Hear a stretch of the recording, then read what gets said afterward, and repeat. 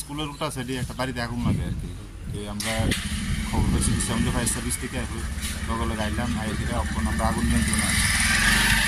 কয়টা ঘর পুরো আছে? ঘর তো প্রায় 1-2টা পুরো গেছে, এখন মোটামুটি সব কন্ট্রোল আছে।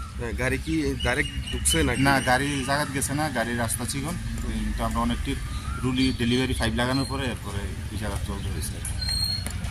তাহলে আমরা কোন ফায়ার সার্ভিস? আমরা বিশ্রামপুর ফায়ার সার্ভিস থেকে গেছি। আমরা পরিচয়, আমার নাম রাকেশ চৌধুরী।